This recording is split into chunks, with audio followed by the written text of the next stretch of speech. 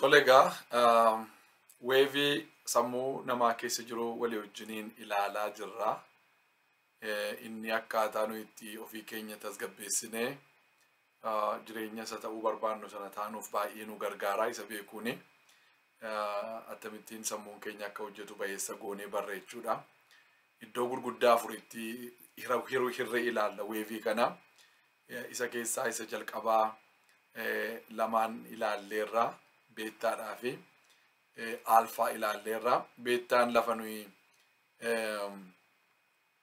lafatti yaaddoon jireenya keenya irratti baay'atu akka ta'e faa walii wajjiniin ilaalle. Yaaddooni amma dubbiini waaqayyoodha maal jedha kitaaba qulqulluurra. Waa'ee borii, waa'ee waan nyaattu, waa'ee waan dhugdu, waa'ee waan uffattu hin yaadda'inedha. Simbirroonni bantii waaqaa keessa jiranii waa'ee waan nyaatanii waan dhuganii hin yaadda'anii abbaan isaanii inni waaqarraa akkasumattiin isaan sooraa'edha. Waa'ee waan uffattus immoo yaadda'in jedhee waan jedhu qaba. Jireenyi namoota baay'ee garuu yaaddoodhaan guutuudha. Waan niwusiin jedhu ilaalanii haala ekonoomii biyya keessa jiraatanii ilaalanii nageenya biyyaa ilaalanii jireenya isaanii keessatti waan hanqate ilaalanii haala hojii isaanii haala barnootaa haala ijoollee waa'ee waan nyaatanii waa'ee waan dhuganii waa'ee waan uffatanii waa'ee mana keessa jiraatanii waa'ee konkolaataa waa'ee jireenya isaanii boriisi namooti yaaddoodhaan jiraatu. Yaaddoo keessa yeroo jiraannu eessarra jirra jechuudha beettaarra jirra jechuudha. Akkasumas immoo iddootti dipireeshiniin dhufu, iddootti stresiin dhufu, iddootti anzaayitiin dhufu akka ta'e immoo walii wajjiniin ilaalle. Immune systemiin keenya iddoo sanatti baay'ee gadi bu'aa waan ta'eef dhukkubaa hundumaatiif saaxilamna jechuudha iddoo sanatti. Dhukkuba hundumaatiif saaxilamna. Jireenyi keenya aarii baay'ee keessummeessaa, gadda baay'ee keessummeessaa, wantooti negatiivii ta'an baay'een isaanii nu biratti argamu jechuudha. Namatti quba qabuuni, namoota hammeessuuni, namoota hojii wal dhabuuni, communicationin gabbu'aa deemuun saasuni beettaarra yeroo nuyi jiraannu jireenya keenya irratti baay'ee argama. So mallattoon akkasii kun yeroo nurratti argamu beettaarra jiraachuu keenya beennee gara alfaatti gadi bu'uun keenya baay'ee barbaachisaadha jechuudha. Frequency nu irra jirru 15 hamma 40 gidduutti.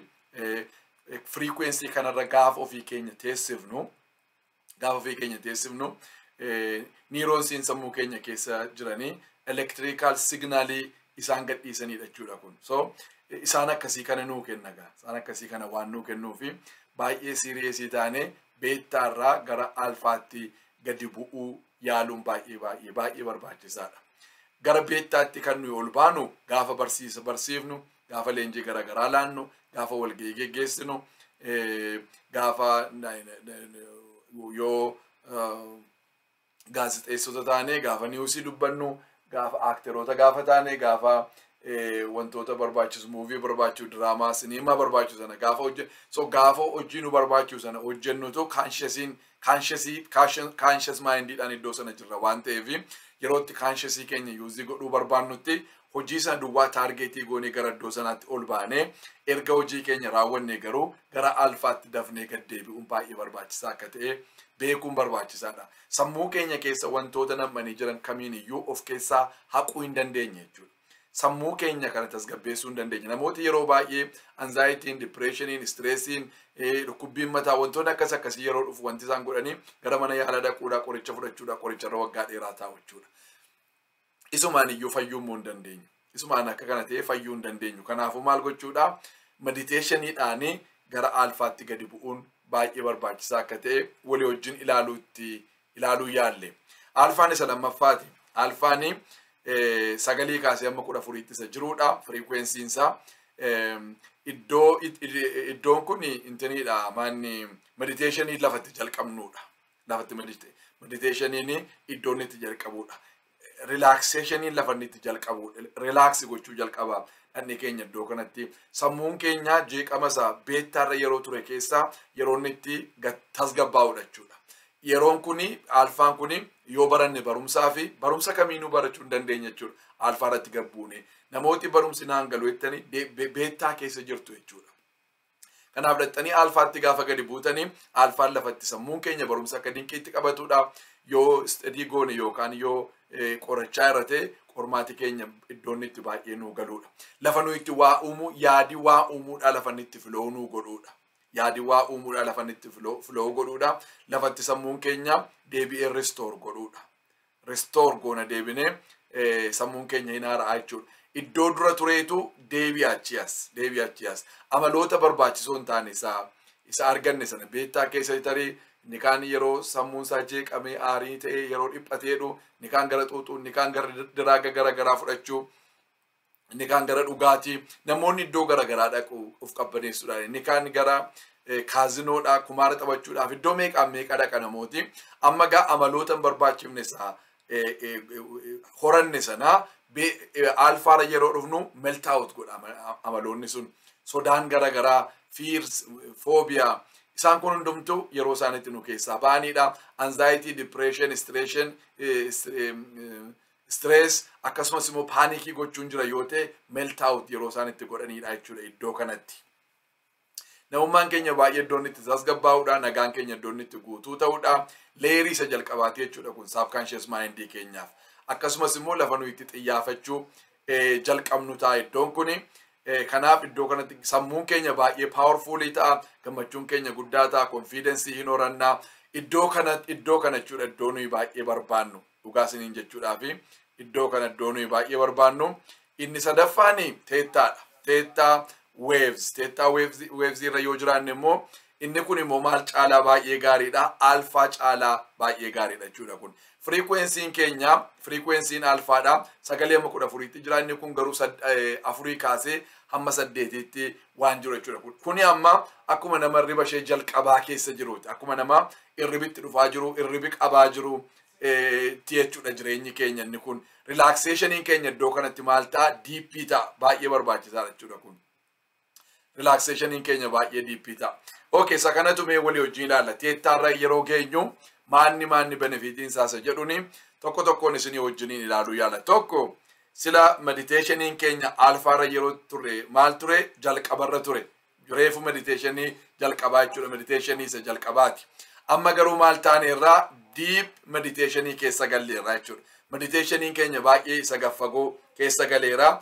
Inni lammaffaan immoo isteejii irribaa keessa waan jirru wayite jechuudha. Akkuma waan irribi reefuu nutti dhufaa jiru irribasee minyooftuu irribi nu qabee nu muusessaa jiru wayitti akka kanatti fiilii goona jechuudha. Yeroo sana Theta keessa galleerra too meditationii keessa jirruutu nu muusessuu jalqaba akka wanta irribi nu fudhatee adeemaa jiru wayii nutti fakkaate jechuudha. Isarra darbeeyyuu immoo yeroo wanta abjuu fakkaatan wantoota abjuu fakkaatantu nutti dhufuutti ka'a. Abjuu wayiitu arguu jalqabna abjuu wayiitu nu dhufuutti ka'a jechuudha. Isa duwwaa miti yeroo itti mul'ata waa uumuudha argannuudha. Wantoonni nutti argaman jiru. Imaginationiin keenya iddoo sanatti baay'ee bal'ataa deema. Amma alfaarra yeroo jirrus dandeettiin waa uumuu keenya dhangala'uu jalqaba. Isa kanarratti garuu baay'atee dhufeetu akka mul'ataatti iyyuu nutti argamu nutti mul'achuutti ka'a jechuudha. Wanti nuyi uumuu barbaannu sun, wanti nuyi hojjechuu barbaannu sun, wanti nuyi fooyyessuu barbaannu, wanti nuyi gochuu barbaannu suni qalbiidhaanitu jireenya keenya keessatti guddataa deema jechuudha. Eenyummaa keenya baraa deemna jechuudha yeroo as keessa geenyu. Yeroo nuyi itti suuta jennee keessa jireenya keenya dhaggeeffannu meditationiin waan nu keessa baasuudha firoota koo. Keessa namummaa keenyaa maaltu jira? Maalan jaalladha? Maalan barbaada? Eenyuan isa jedhu kan nuyi ittiin fiduu dandeenyu meditationii keenyaan. Meditationii iddoo kanatti baay'ee deep ta'a jechuudha. Inni kun egaa dhufee wantoota akka abjuu, wantoota akka mul'ataa, waan argamuu danda'u, wantoota dhaga'amuu danda'u, waan keessa jirru wayiitu fidee waan nutti agarsiisutti ka'a jechuudha. Egaa kuni waa uumuudhaaf baay'ee barbaachisaa. Namooti waa uumanii warri kaan alfaarratti warri wantoota gurguddaa, wantoota complicated ta'e uuman baay'een isaanii immoo Theta irratti kan isaan dhufanii uuman. Thetaan immoo alfaa caalaa baay'ee iddoo barbaachisaadha jechuudha. Wanti iddoo Theta irra yeroo geenyu waan hundumaatiif banamaa taana. Wanti haaraan yeroo dhufu fudhachuun nutti ulfaatu. Sammuun keenya baay'ee banamaa ta'a. Isni galee limitationii keessaa ba'aa deemne jechuudha. Wanta daangaa nuti ta'e, wanta amaleeffanne, wanta namoonni nutti naqanii aadaa matee jireenya keenya irra taa'ee jiru hundumaa keessaa baaneetu akka wanta jireenyi keenya banamaa ta'e fuuldurri keenya banamaa ta'e bitaarris banaa mirgirris banaa fuuldurris banaa dudduubis banaa olis banaa gadis banaa kallattii hundumaatiin banaa waan ta'e weetu nutti dhaga'ama jechuudha. Connected taana waan alletti jechuun dafee waan nu mul'ata dafee waan nu gala wanti nu dhiphisu naannoo keenya hin jiraatu. Yaaddoon baay'ee nurraa fagaata. Opportunitiin akka jiru, carraan gurguddaan akka jiru, balbaloonni baay'een banamanii akka jiranii, waan baay'ee gochuu akka dandeenyu, waan baay'ee raawwachuu akka dandeenyutu nutti argama. Waanuma sila nagarre baay'ee arguu jalqabna. Waanuma sila hin beekne beekuu jalqabna. Waan sila nu banne baay'ee isaa hubachuu jalqabna. Ija keenyatu banama. Isinii galee bishaanuma jiru faa hin beennu turre miti amma sila nu bira bishaan ni jira bishaan akka nu bira jiru hin beennu itti fayyadamuu hin beennu calluma dheer resoursiin keenya akkasumas ta'a kan ture amma garuu resourcii keenya itti fayyadamuutti kaana jechuudha.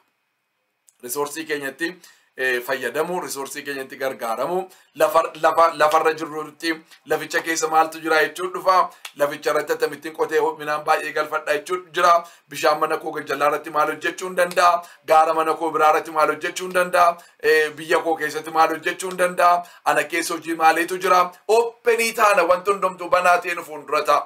Wanti hundumtuu amma tari'aatti karaa hundumaa natti cufameera wanti sitti cufame tokko iyyuu hin jiru. Eessa cufame sammuu kee keessaatu cufame. Cufaan kan biraan hin jiru jechuudha. Kanaafuu maal gochuu sirratti bantee ofii kee yoo itti gadhiifte carraa nama arguu hin dandeenye carraa gurguddaa isaa argite jechuudha. Inni taanu teettaarra gaafa geesseettu rakkinoota gurguddaa isaa hiikuu jalqabda. Rakkinoota hiikuu. Rakkinaaf boo'aa, rakkinaaf gaddaa, rakkinaaf biyyaa ba'aa, rakkinaaf mataa cabaa, rakkinaaf nama meessaa, rakkinaaf itti gaafatamaa nama godhaa hin ooltu. Rakkina irratti rakkina dabalaa, rakkina irratti rakkina uumaa hin ooltu. Teettaarra yeroo geesseettu rakkinatu jira miti akkamittiin hiikaa jetta. Rakkina dhufu hundumaatii fi hiika isaa barbaadda malee nama rakkinicha barbaade miti kanatti barbaaddu. Yookaan immoo nama baluutu balleessisan yoo sitti manii abbaa balleessisan kasastatu hin taaneeti abbaa balleessi hammeessitatu hin taaneeti namatti quba qabdatu hin taaneeti akkamittiin rakkina kana hiikuu danda'atta gaafa teettaarra geessu. Rakkina hiikuudhaaf qophaa'aa jechuudha keessi kee. Rakkina kanaaf furmaata qabaanii rakkina kanaaf furmaati jira falli jira yeroo hundumaa karaan itti rakkina keessaa ba'an jira. Karaan jira carraan jira waan ta'eef rakkina kana opportunity tiyyuu jijjiiruu nan danda'a rakkina kana bizinesatti geeddaruu nan danda'a liideriin tokko rakkina hiikuudhaan beekama waan ta'eef ani iddoo kanatti rakkina kana hiikuudhaan geggeessaa ta'uun koo akka inni beekamu godha ittiin fayyadamaa carraadha kun anaaf dhufe kana keessaa bizinesa baasuu nan danda'a maallaqa baasuu nan danda'a maqaa baasuu nan danda'a furmaata baasuu nan danda'a namootaaf jireenya salphisuu nan danda'a namooti rakkina kana keessaa wanta bo'uun akka isaan itti fayyadaman gochuu nan danda'atte yaaduu bira geesse jechuudha. Har'a yoo ofii kee fudhatte amma namooti beektaarra jiran yeroo hundumaa maal godhu rakkina lakkaa'u abaluutu akka godheedhu mootummaatu akka godheedhu paartii siyaasaa isa akkasiitu akka godheedhu dhaaba akkasiitu akka godheedhu amantaa akkasiitu akka godhee jiru abaluutu akka godhee jiru namootumatu wanjalanyaa godhaa oolu namootumatu hammeessaa oolu. Gaafa dhufnee teettaarra gallu rakkina biyyi qabduuf rakkina sabi qabuuf rakkina hawaasa qabuuf rakkina barri qabuuf rakkina dhalooti qabuuf furmaata isaarratti xiyyeeffanna. Atamittiin furmaata fidaa jenna malee rakkina eenyutu uumee miti wanti nu rakkisu nuun. Rakkinni maaliif uumamees miti rakkinni uumamuudhaaf eeyyuun uumama rakkinni namaan uumama. Kanaafuu dabalaas ta'e tolosaa abbaa rakkina uume miti wanti nu barbaannu. Rakkina kana atamittiin hiikeetanii jireenya saba koo fooyyessaa. Isa irratti fokkasii gochuun nurra jira jechuudha. Isa kana irratti kan nuyi fokkasii goonu teettaarraa yoo jiraanne duwwaadha. Iddootti baay'ee kireetiivii taanuudha. Super kireetiiv itti taana iddoo kanatti. Alfaa irrattis kana hin taanaa humni uumuu keenya alfaarra jiru baay'ee xinnoodha. Yeroo dhufnee teettaarra gallu garuu humni uumuu keenya baay'ee guddaa ta'a. Waan amma addunyaan kun hin qabne waan haaraa uumuu irratti dhufne jechuudha. Yookaan immoo waan uumamee jirutu maal irratti fooyyessuu irratti dhufna jechuudha. Isinii galee amma iPhoneis hin baattanii ammam jijjiiramaa akka inni jiru argaa jirtu waggaadhaa waggaatti. Kompiitarris hin qabdanii waggaadhaa waggaatti ammami abdeetii akka inni jiru argaa jirtu. Sooftiweerii haaraan akka inni ba'u sooftiweeriin yeroodhaa gara yerootti fooyya'aa akka inni deemu argaa irra. Konkolaataan stick shiftii ture, stick shiftii irraa immoo tamittiin dhufee awutomaatikii akka inni deebi'e beenna. Namoonni suma uumamee jiru immoo jireenya namootaaf akka inni salphatu godhanii, caalaa mijataa akka inni ta'u godhanii, salphaatti namoota akka isaan baran godhanii, kun hundumtuu ofii isaatti uumuudha jechuudha. Yeroo teettaarra dhuftee galtu gaa humni uumuu keetii baay'ee dabala. Humni waan haaraa baasuu keetii baay'ee dabala. Humni tajaajila kennuu keetii, qulqullinni tajaajila keetii baay'ee dabalaa deema jechuudha. Kanaafuu maal gochuun nurra nuyi isa kanarratti jabaannee hojjechuun nurra jechuudha. Maalirratti? Teettaa galuu irratti. Teettaa yoo gallee bu'aa hamma kanaa of keessaa waan qabuuf. Inni taanu insaayitiin keenya baay'ee aktiivii ta'a jetti. Maal jechuudha kuni qalbii qabeessa taana, qalbii qabeettii taana. Insaayitiin keenya akkaataa dinqeettitu hojjechuu jalqaba. Hubannaatu dhufaa, ogummaatu dhufaa, beekumsatu dhufa achitti iddoo sanatti. Tasgabbooftee ilaalta waan ta'eef waca baay'ee isaa keessaa deebitee jireenya sanaan insaayitiin kee akka jirutti baay'ee banamaa ta'e, baay'ee gaarii ta'e, baay'ee guddaa ta'e, ija baay'ee akkati godhattu si gochuu danda'a jechuudha. Intuishiniinis iddoo kanatti teettaa irratti kan inni dhufu. Intuishinii waa'ee intuishinii walii wajjin inni ilaalleerraa faakaaltii gurguddaa sammuu qabu ja'an keessaa intuishiniin tokko. Intuishiniin kun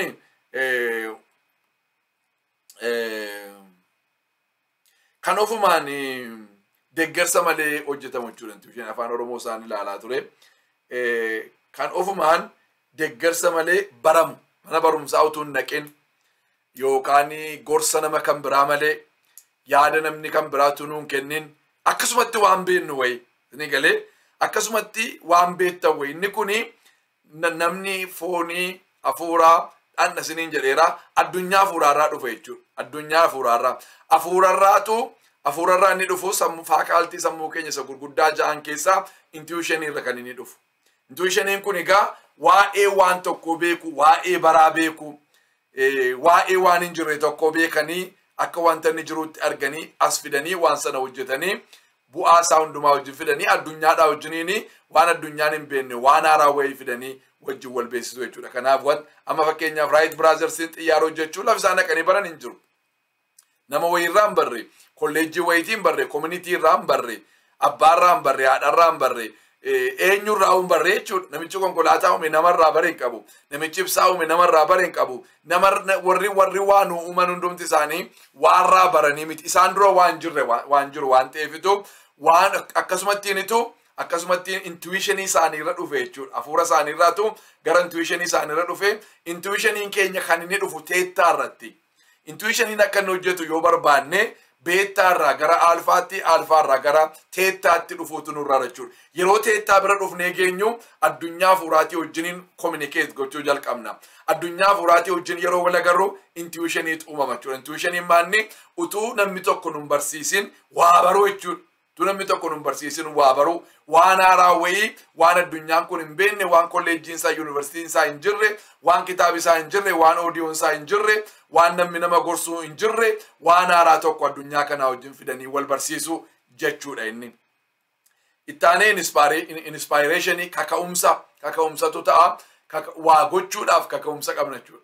Kana nan godha yoo jenne kaka'umsi jira. Kitaaba kanan barreessaa kaka'umsi jira. Warshaa akkasiin banaa kaka'umsi jira. Oodiyoo akkasiin waraabee leenjii jalqabaa kaka'umsi jira. Kolleejjii akkasiin banaa kaka'umsi jira. Mana barnootaan ofii kootii dhaqaa kaka'umsi jira. Hojiin geeddaraa kaka'umsi isaa jira. Tajaajila addunyaa kanaaf kennaa kaka'umsi isaa jira. Waan barbaadde hojjechuudhaaf iddoon ati itti inspire taatu. Iddoon ati itti inspire taatu. Siigalee waan kamiif hojjechuu kooti. Yoo jiimiin naqatti inspired taate. Exercise godhin wayitii kana gadi buusatte yoo yaadde. Waan barbaadde yaadi. Dhaqeetan maallaqa amma kanan qabaadha waggaa kana keessatti yoo yaadde you already inspired. Inspirationiin eessaa dhufa? Teettaa keessaa dhufa jechuudha. Gaafa teettaa keessa galtu ati wanti maal si godhu jira?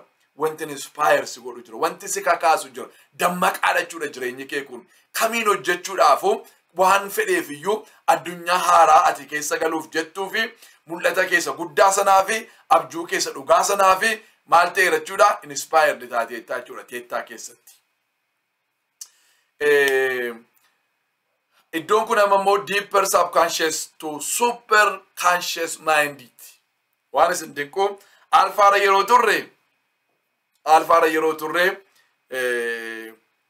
leerii isa jalqabaati subconscious dhaa fi leerii isa jalqabaati beettaani conscious dha akka jirutti alfaani subconscious dhaa garuu leerii isa jalqabaati teettaan kun immoo deeper subconscious dha deeper subconscious dha ammoo gara super subconscious waan nu dabarsuudha jechuudha kanaaf amma deeper subconscious keessa gallee waan jirruufitu inspiration jira intuition jira insight jira baay'ee humni waa uumuu keenya baay'ee ol kaadha rakkinoota hiikuu dandeenya sammuun keenya baay'ee banamaadha connected ta'uu dandeenya waan barbaannetti mul'ata yerootti arguu jalqabnuudha wanti nu arginu wayii hin dhufachuudha gara qalbii keenya abjuu wantoonni fakkaatee nutti mul'atan hin dhufu irriba keessa galuudhaaf akka nama qophaa'eeti deep meditation dha jechuudha deep meditation inni itti aanu immune system keenya baay'ee boostii ta'a immune system keenya baay'ee ol ka'a iddoo kanatti